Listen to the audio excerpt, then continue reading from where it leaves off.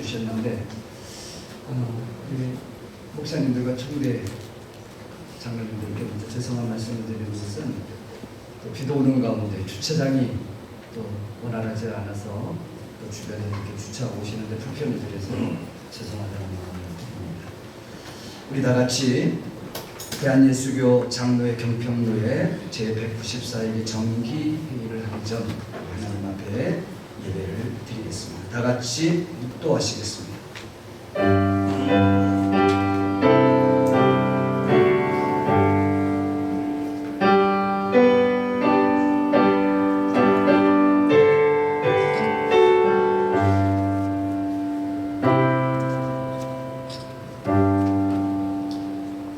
고마우신 우리 아버지 하나님, 우리 경평노회를 사랑해 주셨고 오늘 특별히 194회기 정기회로 모일 수 있도록 은혜 주심을 감사합니다.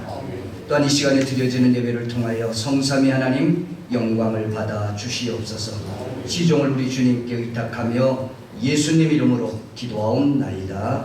아멘. 찬송 331장입니다.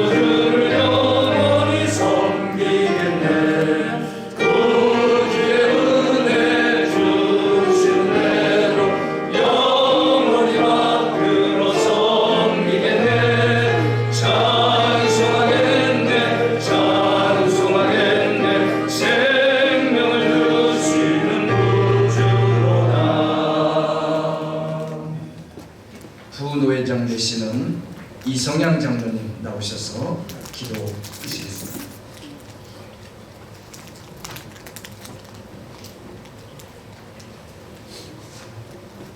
하나님 아버지, 구원자로 이 땅에 오셔서 십자가 보혈의 사랑을 통하여 영원한 천국 생명을 주심에 깊은 감사를 드립니다. 194회기 경평로의 정기회를 시작하기 전 먼저 목양교회에서 각 지교회 총대님들과 함께 예배를 드립니다. 성삼위일체 하나님, 이곳에 임재하여 주시고 홀로 영광받아 주시며 주님께서 기뻐 받으시는 온전한 예배 되길 간절히 원합니다. 저희들의 삶을 돌아봅니다. 너무 연약하고 부족합니다. 보혈의 사랑을 힘입어 은혜의 보좌 앞에 담대함으로 나왔사오니 고귀한 십자가 사랑의 보혈로 용서하여 주옵소서. 지난 회기를 돌아보면 모든 것이 하나님의 은혜였음을 고백합니다.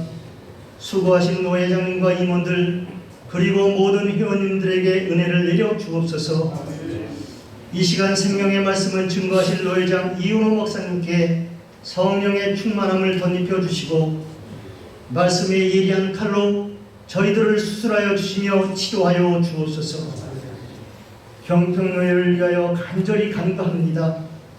노예사나 지교회들마다 부흥하고 발전하게 하여 주시고 당회가 하나 되게 하시며 성도 간에 서로 섬김을 통하여 평안함을 이루게 하여 주옵소서. 민족의 흥망성쇠를 주관하시는 하나님 아버지, 국회의원 선거가 끝나고 새 일꾼들이 세워졌습니다. 당리당략을 떠나 나라의 안녕과 번영을 위하여 일하게 하시고 국민들이 편안하게 살아갈 수 있는 정치를 하게 하여 주옵소서. 5대양 6대주의 조국교회와 노회 그리고 지교회에서 파송된 선교사님들에게 성령의 충만함을 주시고 돕는 손길을 붙여주시며 선교지마다 택한 백성의 수가 더하게 하여 주옵소서. 예배 후 정기도회가 진행됩니다. 회원님들이 발언할 때 순간순간 예수님이 생각나게 하시고 상정되는 안건들이 주님이 기뻐 받으시는 결과로 결정되어 은혜로운 성노회가 되게 하여 주옵소서. 이 모든 말씀 사랑의 공동체를 통하여 영광 받으시는 주 예수 그리스도의 이름으로 간절히 기도드리옵나이다. 아멘.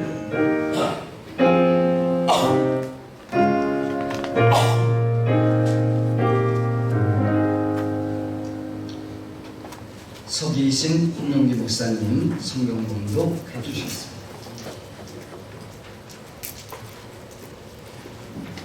하나님 말씀은 이사야서 1장 1절에서 6절까지 나옵니다.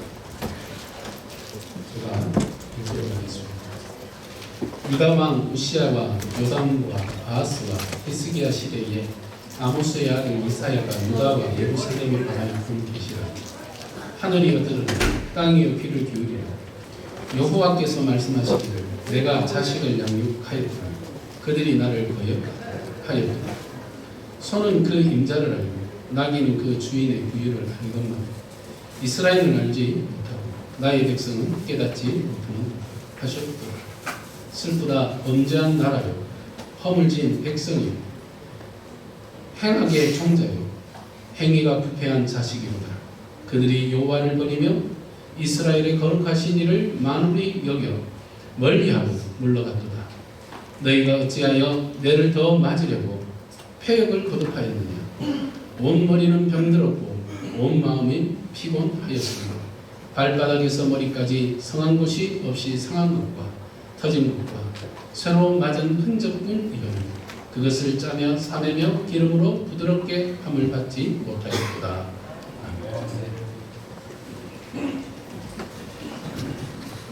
이번 기회는 특별히 우리 경평로의 장로회 중창단에서 하나님께 영광을 드리는 특성이 있겠습니다.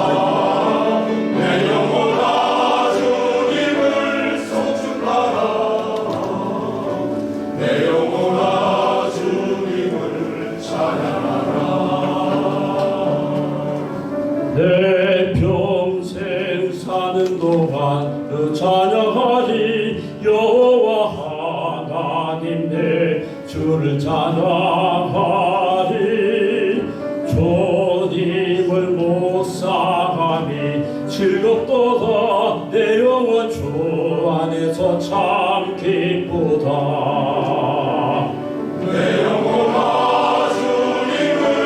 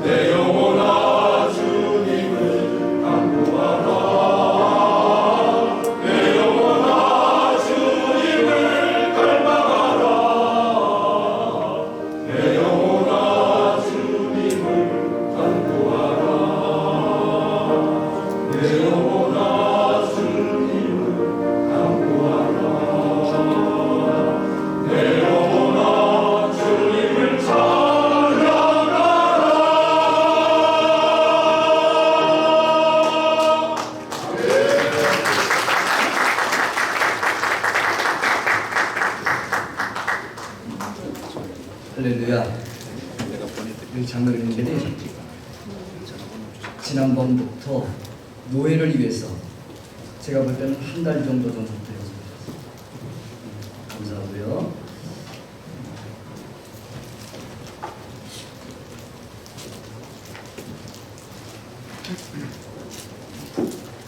찬송처럼 내 영혼이 주님을 찬양하는 성 노래가 되기를 우리 한 사람 한 사람을 기도하면서 이렇게 준비하시기를 바랍니다. 여러분, 우리가 현실에 대한 역사를 바라볼 때 사실적인 관점으로 보는 것도 중요하지만 오늘 이사야는 영적인 안목을 가지고 그 시대를 진단했다는 것입니다. 그리고 그 진단이 바르게 봤다는 것입니다. 우리가 잘 알듯이 우시야 왕 때 이사야 선지자가 활동했던 시대는 정치적으로도 또 종교적으로도 영적으로도 최악이었고 암울했습니다. 그래서 이사야 6장에 보면 우시야 왕이 죽던 해에 하나님이 이사야에게 소명을 주시는 장면이 나오는데 왜 이사야를 부르는지에 대한 그 시대적 상황을 설명을 합니다. 그 내용이 이사야 6장 8절로부터 10절에 있는 말씀입니다. 제가 읽겠습니다. 8절에 내가 또 주의 목소리를 들으니 주께서 이르시되 내가 누구를 보내며 누가 우리를 이와여 갈고 하시니 그때에 내가 이르되 내가 여기 있나이다 나를 보내소서. 여호와께서 이르시되 가서 이 백성에게 이르기를 너희가 듣기는 들어도 깨닫지 못할 것이요 보기는 보아도 알지 못하리라. 이 백성의 마음이 둔하게 하며 그들의 기가 막히고 그들의 눈이 감기게 하라. 염려하건대 그들이 눈으로 보고 귀로 듣고 마음으로 깨닫고 다시 돌아와 고침을 받을까 하노라 하시기로. 이것이 그 시대에 이사야를 부를 때의 남유다의 영적 상황입니다. 듣기는 들어도 깨달음이 없는 시대, 보기는 보는데 보지 못하는 영적인 장님인 시대, 마음은 둔하고 귀는 막혀있고 눈은 감겨있는 영적 암흑기 아닙니까? 정치적으로는 이사야 선지자가 활동했던 시대는 주변 강대국들이 줄비했습니다. 그 가운데 남유다는 샌드위치처럼 끼어서 늘 강대국의 눈치만 보는 마치 우리나라와 같았어요. 남쪽으로는 애굽이라는 나라가 있고 북쪽으로는 아수르라는 거대한 나라, 주변으로는 호시탐탐 괴롭히는 아랍 나라가 있습니다. 손바닥만한 나라에서 남과 북이 갈라져서 같은 민족끼리 늘 전쟁을 하고 으르렁거립니다. 남북이 대치하고 있는 우리나라와 같습니다. 특히 종교적으로는 북쪽 이스라엘은 아합과 이세벨이 통치했을 때에 바알과 아세라 목상을 섬기는 우상의 나라가 되었어.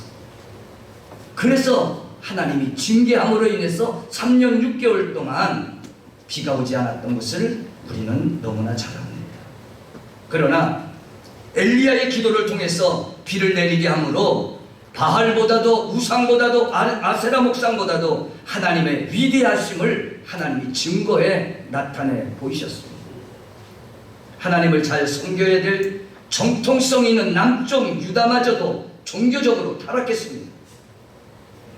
이런 신앙적인 타락과 또한 정치적인 외세에 대한 두려움과 전쟁을 수없이 치르면서 나라가 망할 수 없는 그런 처지에 지금 놓이게 됩니다. 이런 국제정세 속에서 나라가 외세에 의해서 풍전등화의 어려움을 겪고 있는 이유는 유다가 힘과 군사력이 없어서 약한 것이 아니라는 진단을 이사야가 지금 하고 있다는 것입니다. 힘에 의해서 국제정세가 움직이지 않는다는 거예요. 그 역사의 주권자가 하나님이 신 것을 이사야는 보고 있는 거예요. 작은 나라지만 지난날 이스라엘이 강했던 것은 하나님이 함께할 때 강했어요. 미디안에 13만 5천 명의 군사들이 쳐들어왔었지만은 300명의 용사를 가지고도 하나님이 하시니까 되는 거예요. 유다의 아사왕 때도 구수의 100만의 군대가 쳐들어왔지만은 하나님 앞에 무릎을 꿇고 강한 자와 약한 자 사이에서 도와줄 일은 하나님밖에 없다고 하나님께 무릎을 꿇을 때에 이기게 하신 분이 하나님이셨어요. 이사야 선지자는 이런 연약한 유대의 문제를 외적인 것에서 찾지 말고 환경적인 것을 찾지 말고 육신적인 안목을 가지고 현실의 문제에 접근하지 말라는 것입니다. 영적인 안목을 가지고 국가의 문제를 지금 진단하고 있다는 것입니다. 대외적인 위협보다 더 심각한 위기는 남유다 안에 존재하는 하나님을 버리는 신앙의 배교와 이런 결과로 나타나는 형식적인 하나님 앞에서의 신앙생활, 그래서 신앙이 무너지는 이것이 더 큰 위기로 보는 거예요. 그래서 이사야는 먼저 현실에 대하여 영적 진단을 합니다. 어떤 영적 진단을 통해서 오늘의 문제를 보고 있는가 하면은 첫 번째로 하나님을 거역하며 사는 삶이 지금 남유다의 민족의 위기를 만들었다는 것입니다. 힘이 없어서가 아닙니다. 주변의 강대국이 강해서도 아닙니다. 이것이 현실을 보는 이사야의 역사 인식이라는 거예요. 이사야 1장 2절 4절에 보면 2절에 하늘이여 들으라 땅이여 귀를 기울이라 여호와께서 말씀하시기를 내가 자식을 양육하였거늘 그들이 나를 거역하였도다. 이게 문제입니다. 주변의 강대국에 의해서 휘둔을 받는 그 현실의 문제가 아니라 하나님 앞에서 이 민족이 잘못 서 있다는 그 삶의 내용이 문제인 거예요. 부모가 자식을 키우는 것처럼 양육해 주셨지만은 그들이 하나님을 버렸다는 것입니다. 부모를 버린 자식. 배은망덕한 말이에요. 그래서 하나님을 거역한 백성들을 향해서 어떻게 평가했어요? 짐승만도 못하다고 얘기해요. 오늘 3절이죠. 소는 그 임자를 알고 나귀는 그 주인의 구유를 알건만은 이스라엘은 알지 못하고 나의 백성은 깨닫지도 못하는도다 하셨도다. 소는 주인을 아는데 나귀는 주인의 구유를 알건만은 내 백성이 하나님을 인정하지 않는 거예요. 4절에도 보세요. 슬프다 범죄한 나라요 허물어진 백성이요 행악의 종자요 행위가 부패한 자식이로다. 그들이 여호와를 버리며 이스라엘의 거룩하신 이를 만홀히 여겨 멀리하고 물러갔도다. 우리는 외적인 국제정세라고 하는 그 현실만을 보지 말고 왜 그런 역사가 남유다 하나님의 선택한 백성들에게 있어야 되는가를 이사야는 정확히 분석하고 있다는 것입니다. 하나님의 주권을 인정하지 않는 거예요. 하나님을 가볍게 여기는 거예요. 하나님은 그렇게 대우받을 분이 아닙니다. 하나님은 왕입니다. 하나님은 주인이십니다. 그분이 통치자이십니다.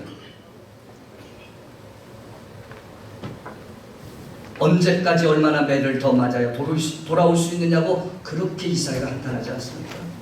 이사야 1장 5절 6절 말씀해 보세요. 5절에 너희가 어찌하여 매를 더 맞으려고 패역을 거듭하느냐. 온 머리는 병들었고 온 마음은 피곤하였으며 6절에 발바닥에서 머리까지 성한 곳이 없이 상한 것과 터진 것과 새로 맞은 흔적뿐이거늘 그것을 짜며 싸매며 기름으로 부드럽게 함을 받지 못하였도다. 이사야가 볼 때 영적으로 상처투성이에요. 성한 곳이 한 군데도 없어요. 치료를 받아야 되겠는데 치료해 보려고 상처에 고름을 짜고 기름을 바르고 부드럽게 하려고 했지만 고쳐지지 않더라는 거예요. 지금 이사야가 말하고자 하는 내용이 뭐냐면은 이렇게 하는 것이 문제의 해결을 위한 접근 방법이 아니라는 것입니다.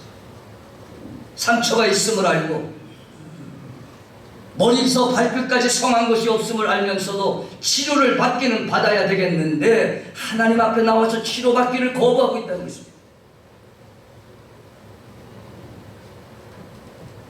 이사야가 예언했던 시대적 상황을 보면 늘 어려움이 있었습니다. 강대국인 아수르에서 늘 괴롭힘을 당하고 있을 때 이스라엘 백성들은 어땠어요? 이 현실을 도피하기 위해서 하나님께 도움을 구하지 아니하고 애굽으로 도움을 요청하잖아요. 그래서 애굽의 군사력을 가지고 문제를 해결해 보려고 할 때 이사야 선지자가 경고하지요. 이사야 30장 2절입니다.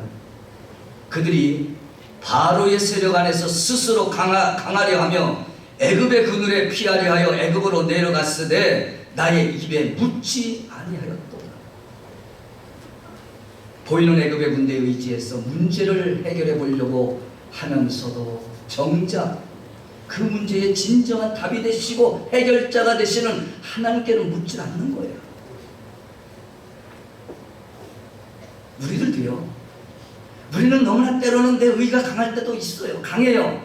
하나님께서 어떻게 생각하실 것인가, 하나님께서 어떻게 이 상황을 말씀하실 건가를 생각하지 아니하고 우리는 보이는 현실만을 가지고 우리는 판단하고 생각하려고 해요. 하나님 앞에 묻지 않아요.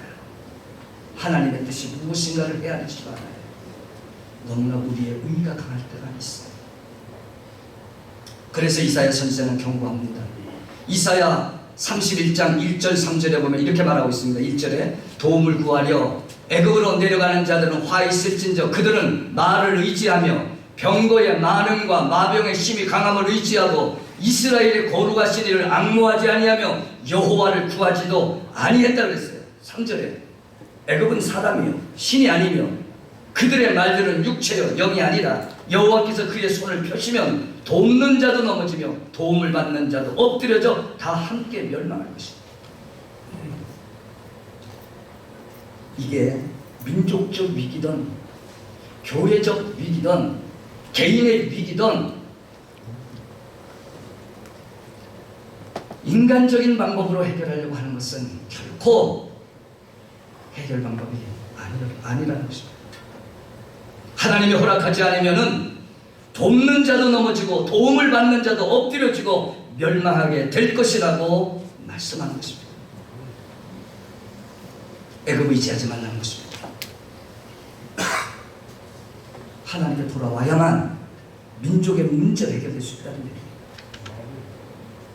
두 번째 문제는 그러니 이들의 삶에 하나님 앞에서 제대로 제사와 예배가 되겠습니까?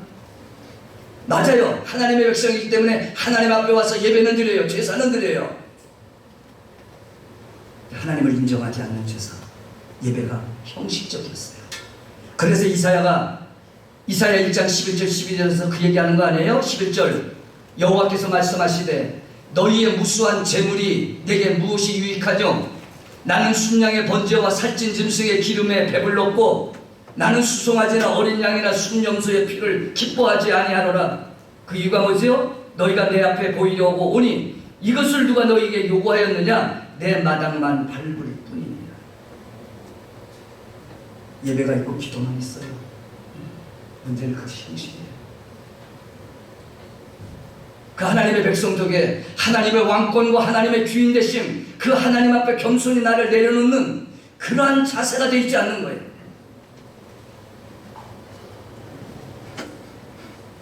결국은 이스라엘 백성들에게서 예배가 무너져 있는 거예요. 이것이 회복되지 않으면은 지금의 당면한 민족적 위기 해결할 수 없다는 얘기예요.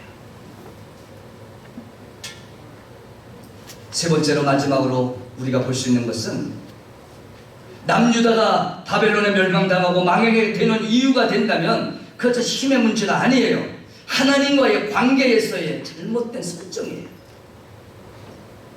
그래서 이사야가 뭐라 그랬어요? 1장 18절, 우리 잘 아는 말씀이잖아요. 여호와께서 말씀하시되 오라 우리가 서로 변론하자. 너희의 죄가 주홍 같을지라도 눈같이 희어질 것이요 진홍같이 붉을지라도 양털같이 희게 되리라. 무엇이 문제라는 것입니까? 바로 하나님과의 관계가 엉망인 거예요. 나타난 현상만 보지 말라는 거예요. 나타난 국가적인 위기만 보지 말라는 것입니다. 지금 하나님과의 관계가 잘못되어 있다는 거예요. 그래서 나와 좀 변론 좀 하자는 거예요. 해결 좀 하자는 거예요. 얘기 좀 하자는 거예요. 무엇이 잘못됐는지. 이사야 1장 21절에 보면 신실하던 성읍이 어찌하여 창기가 되었는고 정의가 거기에 충만하였고 공의가 그 가운데 거하였더니 이제는 살인자들 뿐이로다. 지금 바벨론에 의해서 멸망당하고 아수르에서 북이스라엘이 멸망당하는 이 현실적인 문제는 나타난 현상의 문제가 아니라는 것을 보고 있는 거예요.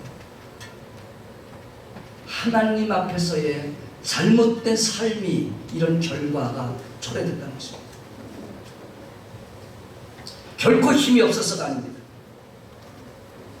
그래서 하나님께 순종하기를 이사야는 요구합니다.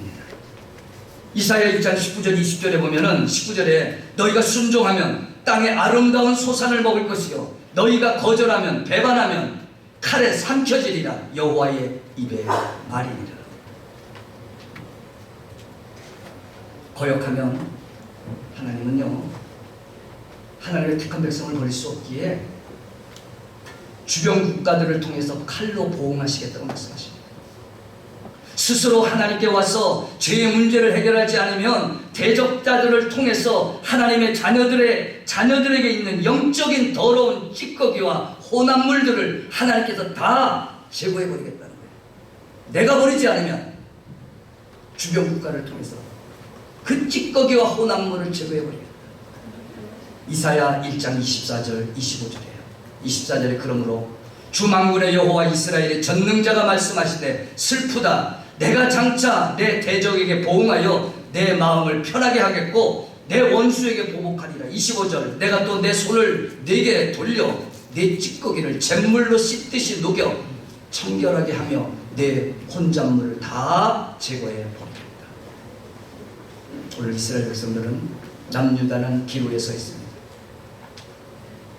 하나님과의 잘못된 관계를 해결하지 않으면은 주변 나라를 통해서 유다 민족을 망하게 해서라도 하나님 자녀들 속에 있는 영적인 더러운 찌꺼기를 잿물로 씻듯이 녹여서 청결하게 할 것이다.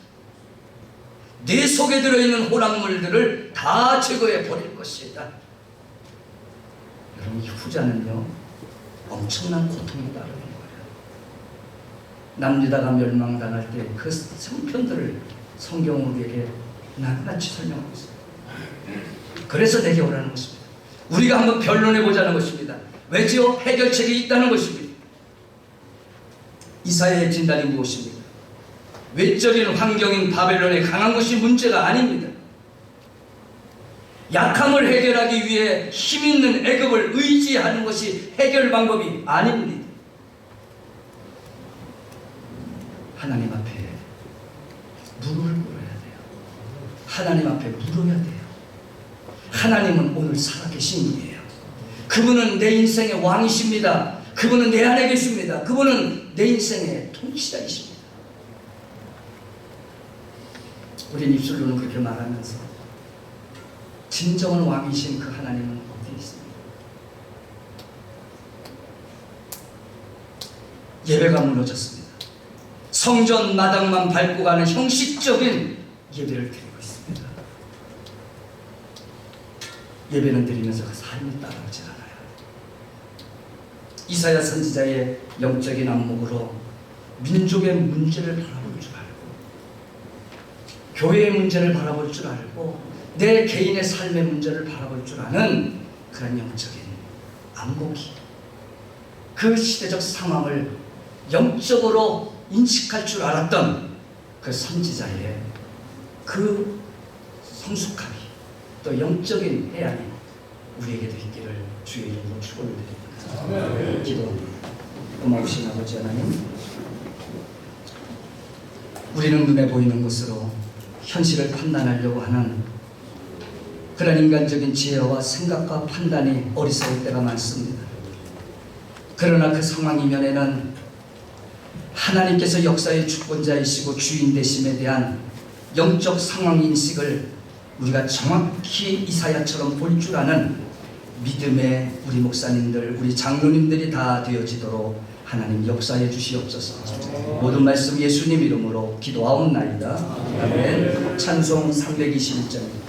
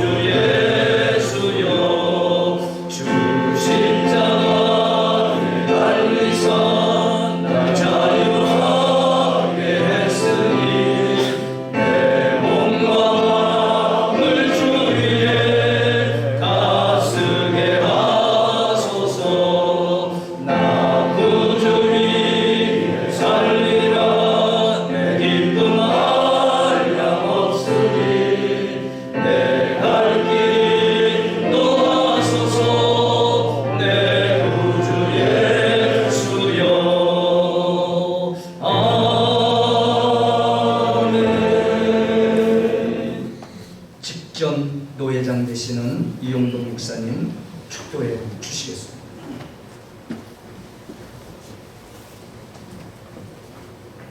있습니다. 지금은 교회의 머리가 되시며 복의 근원 되신 우리 주 예수 그리스도의 크신 은혜와 하나님 아버지의 무한하신 사랑과 성령의 감화와 감동 위로하심이 우리 평평로의 제149회 종교회를 맞이해서 하나님의 거룩한 집에 모여서 먼저 우리 하나님 앞에 예배드리며 하나님의 귀한 말씀을 듣고 하나님께서 우리에게 영의 눈을 열어주셔서 우리 시대가 당하고 있는 영적인 상황을 정확하게 인식해서 우리 하나님께로 돌아오고 하나님을 경외하며 하나님을 온전히 섬기는 믿음을 통해서 하나님께서 역사하시는 하나님이 주시는 좋은 것의 은혜와 축복을 우리 모든 삶의 현장 속에서 우리의 교회와 우리 모든 가정 속에서 마음껏 누리며 하나님 앞에 살기를 소원하며 다짐하는 이 자리에 참여하신 우리 모든 목사님들 위해와 장로 총대를 위해와 우리 경평로에 속한 모든 지교회들 위해 우리나라와 민족 위해 이제로부터 영원토록 함께 있을지어다. 아멘.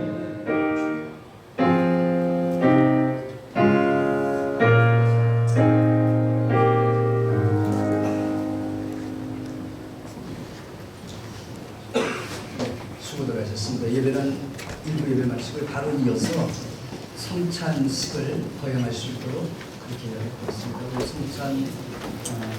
성찬식을 담당하실 보건한 목사님 나오셔서 진행해 주시면 되겠습니다. 마이크.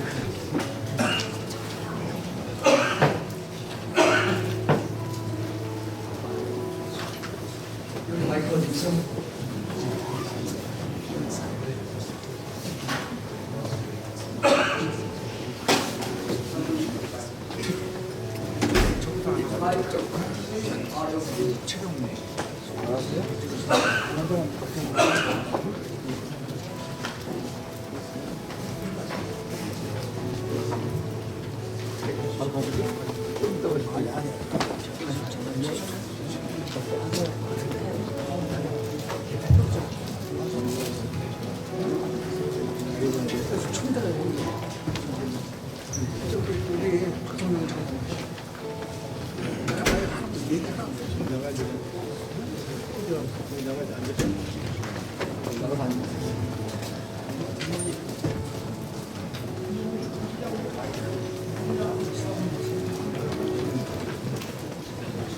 다 같이 사도신경으로 우리의 신앙을 고백하심으로 성찬 예식을 시작하겠습니다. 전능하사 천지를 만신 하나님 아버지를 내가 믿사오며 그 외아들 주 예수 그리스도를 믿사오며 이는 성령으로 잉태하사 동정녀 마리아에게 나시고 본디오 빌라도에게 고난을 받으사 십자가에 못 박혀 죽으시고 장사한 지 사흘 만에 죽은 자 가운데서 다시 살아나시며 하늘에 오르사 전능하신 하나님 우편에 앉아 계시다가 저리로서 산자와 죽은 자를 심판하러 오신다. 성령을 믿사오며 거룩한 공예와 성도와 서로 교통하는 것과 죄를 사하여 주신 것과 몸이 다시 사는 것과 영원히 사는 것을 믿사옵나이다. 아멘. 찬송 154장입니다.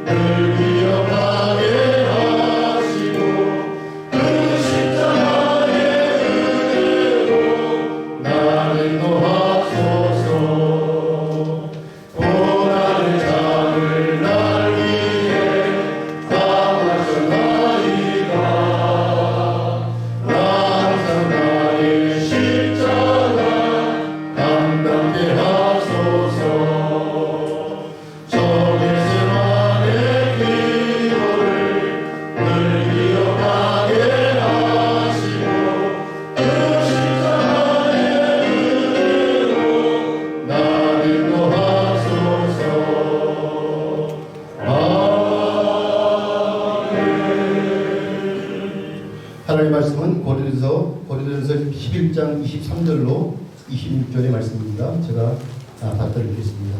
내가 너희에게 전한 것은 주께 받은 것이 곧 주 예수께서 잡히시던 밤에 떡을 가지사 축사하시고 떼어 이르시되 이것은 너희를 위하는 내 몸이니 이것을 향하여 나를 기념하라 하시고 식후에 또한 그와 같이 잔을 가지시고 이르시되 이 잔은 내 피로 세운 새 언약이니 이것을 행하여 마실 때마다 나를 기념하라 하셨습니다. 너희가 이 떡을 먹으며 이 잔을 마실 때마다 주의 죽으심을 그가 오실 때까지 전하는 것이니라. 아멘. 할렐루야. 우리는 이 성찬의 의미와 그것의 위대함과 은혜로운 진리의 내용을 잘 인식하고 감동과 감사로 이 예식을 지금까지 우리가 진행해 오고 있습니다. 주님께서 사도 요한의 기록에서 말씀하시던 것처럼 떡은 주님께서 우리 영원한 생명을 위하여 주시는 참 양식이요, 포도주는 주님께서 우리를 대속하고자 흘리신 언약의 피를 의미하고 있습니다. 우리가 주님의 몸과 피를 먹고 마심으로 주님의 생명이 우리 안에 역사하시고 계심을 우리는 믿습니다. 그 주님은 우리의 그 생명이신 것이죠. 이 예식은 주님 다시 오신 그날까지 교회가 거룩하게 지켜 기념해야 될 것입니다. 그런데 오늘 저는 이 고린도 교회를 향하여 그들이 지키고 있는 성찬 예식이 바르게 시행되고 있지 않음을 꾸중하고 있는 바울의 경고를 우리가 주목해 봐야 할 필요가 있습니다. 11장 17절 34절까지 보면 그들의 성찬 예식은 칭찬을 받을 수 없었어요. 오히려 바울의 평가에 의하면 하나님의 교회를 업신여기고 하나님의 교회를 멸시하는 행위인 것입니다. 그 이유가 바로 그들이 성찬의 참 의미를 인지하지 못하고 있다는 사실입니다. 여러분, 이 예식의 참된 의미는 주님의 죽으심을 선포하는 것입니다. 우리의 영원한 속죄와 구원의 모든 은총은 오직 주님께서 자신의 몸을 찢으시고 그 보혈을 흘리신 주님의 그 십자가의 죽으심을 통해서 우리가 거저받게 되었다는, 그게 우리가 고백하는 은혜 아니겠습니까? 그 내용이 바로 주님의 죽으심이 내포하고 있는 진리인 것입니다. 이 말은 우리는 주님의 희생과 섬김과 사랑의 공로와 그 대가로 영생을 받게 되는 것입니다. 아멘. 그런데 고린도교회는 이 성찬을 행하면서도 그 의미를 망각해버렸어요. 자기 중심적이고 무책임한 행동으로 교회 전체에 폐를 입혔다는 것이죠. 표준 세번째 보면은 21절에 보니까 11장 21절에 보니까 먹을 때에 사람마다 제각금 자기 음식을 먼저 먹으므로 어떤 사람은 배가 고프고 어떤 사람은 술에 취합니다. 여러분에게는 먹고 마실 집이 없습니까? 그렇지 않으면 여러분이 하나님의 교회를 멸시하고 가난한 사람들을 부끄럽게 하려는 것입니까? 내가 여러분에게 무슨 말을 해야겠습니까? 내가 여러분을 칭찬해야 하겠습니까? 이런 점에서 칭찬할 수 없습니다라는 바울의 고백입니다. 바울은 그들의 이런 행태는 하나님의 교회를 멸시하고 가난한 자들을 부끄럽게 하는 것으로 결코 칭찬을 할 수 없다는 사실. 그것은 주님의 죽으심의 의미를 알지 못하는 것이고 참된 믿음의 예식이 아니라는 것입니다. 그것의 심각성 바로 그러한 태도의 예식은 자기 죄를 먹고 마시는 결과로 나타난다는 것입니다. 여러분, 성찬은 주님이 오실 때까지 그것을 선포하는 것입니다. 우리는 이 성찬 예식을 기념하여 행할 때마다 주님의 죽으심을 그가 다시 올 때까지 선포해야 하는 의무를 우리에게 부여받았습니다.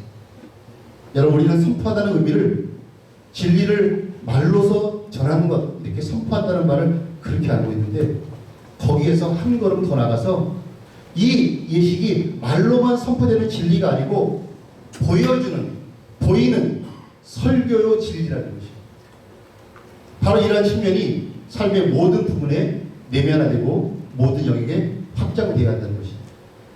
교회 안에서뿐만 아니라 세상 가운데서도, 성도들과의 관계뿐만 아니라 세상의 모든 사람들과의 관계에서도 우리는 말로만 진리를 전하는 것이 아니라 삶으로 보이는 설교가 되도록 살아야 한다는 것입니다. 바울 사도는 고린도 교회가 성찬의 의미를 바르게 인식하지 못하고 있다는 결론을 내리게 된 것은 그들의 예식에는 희생과 섬김과 겸손과 사랑이 없다는 것입니다. 여러분, 마찬가지예요. 우리가 우리의 모든 삶의 영역에서 주님의 죽으심의 내용인 희생과 섬김과 사랑이 없다면, 겸손이 없다면, 우리 삶에서 우리의 모습에서 주님이 보였던 그 희생과 섬김과 사랑과 겸손이 없다면 우리 진정으로 주님의 죽으심을 선포하고 있지 않는다는 것이죠. 여러분, 주님께서는 자신의 제자들이 대궐에 따라오는 많은 무리를 보시고 누군지 나를 따라오려거든 자기 자신을 부인하는, 자기 십자가를 지고 나를 따라오라고 말씀하셨습니다. 여러분, 주님을 따른다는 것은 주님과 함께 길을 걷는다는 거죠. 말과 지식으로만 전달되는 게 아니라는 것이죠. 여러분, 성찬식이 그냥 교회에서 한때의 절기에 지켜지는 예식만으로 주님의 죽으심을 선포할 수는 없습니다. 주님의 죽으심을 선포하는 진정한 태도는 자신의 삶에서 주님이 살아가신 길, 곧 주님의 희생, 섬김, 겸손, 사랑을 살아내면서 그 진리를 선포하는 것이. 여러분, 작금의 교회는 어떻습니까? 교회 안에서 주님의 죽으심이 성찬 예식을 통해서 참되게 선포되고 있습니까? 이 거룩하고 위대하고 영광스러운 진리가 그 지식적인 측면과 함께 더불어서 뭐예요? 그 믿음의 행동으로 나와야 되는 것이죠. 여러분, 아니면 지식이 우리가 넘쳐나는데, 지식은 너무나 넘쳐나요. 근데 여전히 우리 안에는 그 지식이 넘쳐남과 함께 이기심, 자기중심, 다툼, 질투가 우리 안에 같이 공존하고 있는 것이죠. 여러분, 이렇게 은혜롭게 시작하는 이 우리 성노예가 마지막 순간까지 정말 주님이 우리에게 보였던 희생과 섬김과 사랑과 겸손이 있기를 간절히 바랍니다. 아멘. 오늘 저는 영광스러운 이 예식을 침례하였습니다. 훌륭하고 존경하는 대선배님과 목사님, 장로님들 앞에서 참으로 먼지만도 못한 제가 섰다는 건 너무나 부끄럽고 너무나 창피하고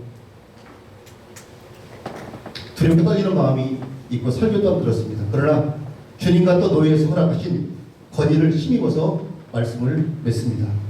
사랑하며 존경하는 우리 동역자 여러분, 우리 오늘 바울 사도께서 고린도 교회에 그릇된 성찬 예식에 경종을 울려 참된 성찬의 의미 곧 주님의 죽으심, 곧 주 예수 그리스도의 희생과 섬김, 겸손, 사랑으로 우리에게 수여하신 모든 구원의 은총의 은혜가 오묘한 진리의 지식적인 측면과 함께 더불어서 우리도 주님처럼 우리 삶에서 그러한 삶의 모습이 나타나기를 간절히 바라고, 오늘 성도의 가운데 주님의 죽으심 곧 주 예수 그리스도의 희생과 섬김, 겸손, 사랑이 충만한 은혜로운 성도가 되기를 간절히 바랍니다.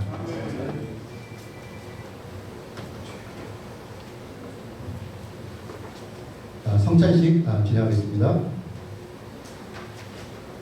먼저 제가 기도하겠습니다. 이 시간 협병로회 194회 정기회로 사랑하는 주의 종들이 모여 함께 예배드리며 주님께 허락하신 성찬 예식을 하고자 합니다. 주님, 오늘도 그때처럼 당신의 사랑하는 종들에게 찾아오시어 주님의 그 간절한 마음을 우리에게 부어 주시옵소서. 그래서 오늘 이 성찬 예식이 연례적인 그 기념을 넘어 주님의 몸과 피의 은총과 복됨을 진실로 누리는 믿음과 감사와 기쁨이 충만한 시간이 되게 하여 주시옵소서. 성령께서 홀로 주장하셔서 성찬의 은총이 우리는 심령에 흘러넘치기를 간절히 바랍니다. 우리 주 예수 그리스도의 이름으로 간절히 기도합니다. 분배위원님들 나오시기 바랍니다.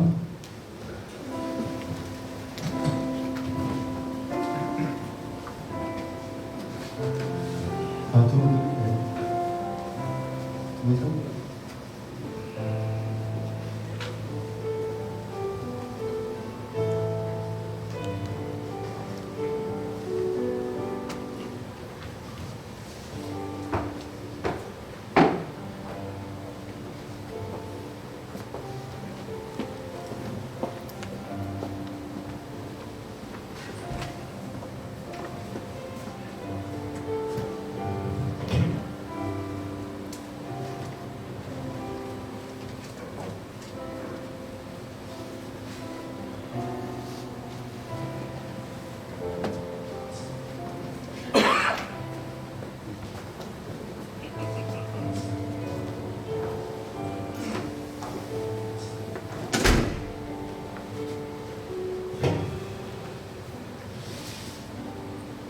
내가 너에게 전한 것은 주께 받은 것이니 곧 주 예수께서 잡시던 밤에 떡을 가지사 축사하시고 떼어이시되 이것은 너희를 위하는 내 몸이니 이것을 행하여 나를 기념하라 하시고.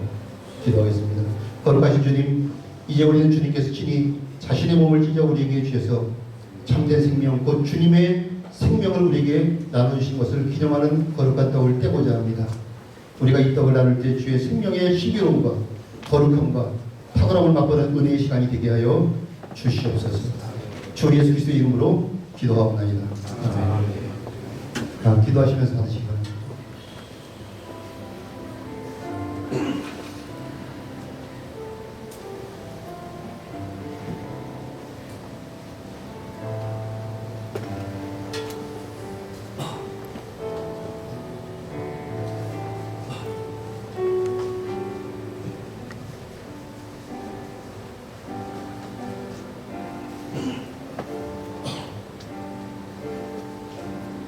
내가 너에게 전한 것은 주께 받은 것이니 곧 주 예수께서 잡시던 밤에 떡을 가지사 축사하시고 떼어 이르시되 이것은 너희를 위하는 내 몸이니 이것을 행하여 나를 기념하라 하시고 예수께서 이르시되 나는 생명의 떡이니 내게 오는 자는 결코 줄이지 아니할 터이요 나를 믿는 자는 영원히 목마르지 아니하리라. 그가 찔림은 우리의 허물 때문이요 그가 상함은 우리의 죄악 때문이라. 그가 징계를 받음으로 우리는 평안을 누리고 그가 채찍에 맞음으로 우리는 나음을 받았다. 우리는 다 양 같아서 그릇 행하여 각기 지 길로 갔거늘 여호와께서 우리 모두의 죄악을 그들에게 감당시키셨다. 떡을 받지 못하신 분이 계시면 손을 들어 피하시기 바랍니다.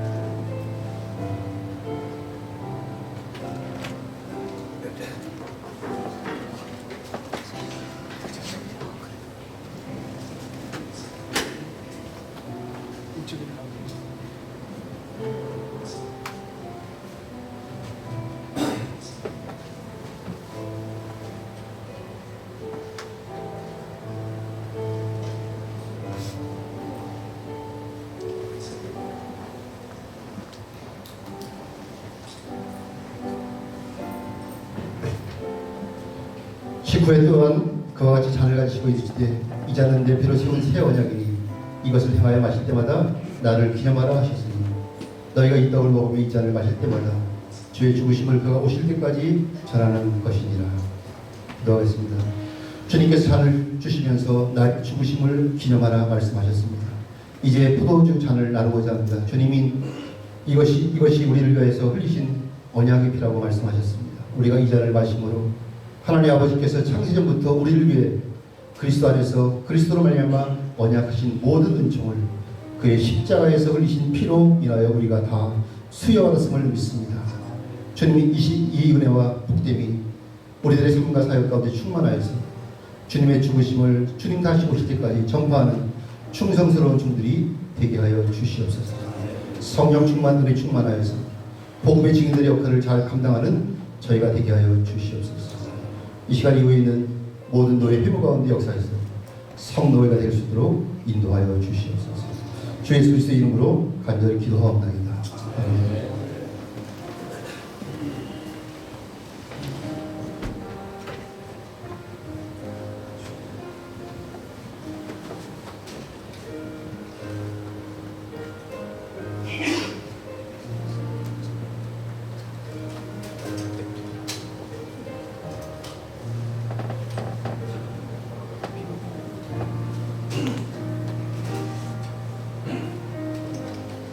식후에 또한 그와 같이 잔을 가지시고 이르시되 이 잔은 내 피로 세운 새 언약이니 이것을 행하여 마실 때마다 나를 기념하라 하셨으니 너희가 이 떡을 먹으며 이 잔을 마실 때마다 주의 죽으심을 그가 오실 때까지 전하는 것이니라. 그러므로 누구든지 주의 떡이나 잔을 합당하지 않게 먹고 마시는 자는 주의 몸과 피에 대하여 죄를 짓는 것이니라. 사람이 자기를 살피고 그 후에야 이 떡을 먹고 이 잔을 마실지 주의 몸을 분별하지 못하고 먹고 마시는 자는 자기 죄를 먹고 마시는 것입니다. 우리가 전한 것을 누가 믿었느냐? 여호와의 팔이 누구에게 나타났느냐?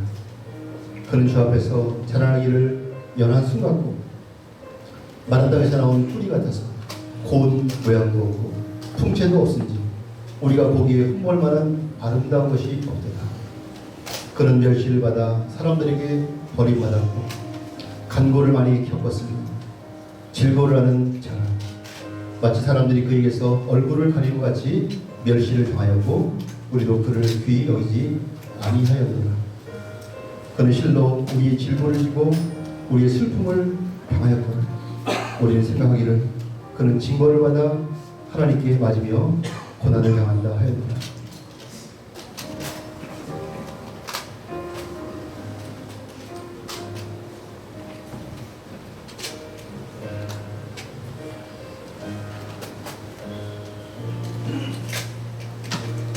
식후에 또한 그와 같이 잔을 가지시고 이르시되 이자는 내 피로 세운 새 언약이니 이것을 향하여 마실 때마다 나를 기념하라 하셨으니 너희가 이 떡을 먹으며 이 잔을 마실 때마다 주의 죽으심을 그가 오실 때까지 전하는 것이니라.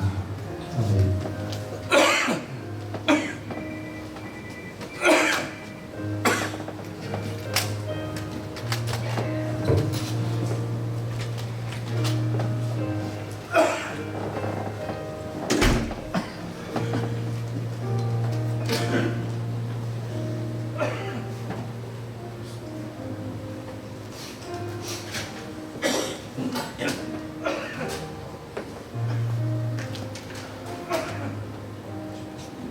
떡을 받으신 중에 아직 잔을 받지 못하신 분이 계시다면 손을 들어 편심을 드리겠습니다.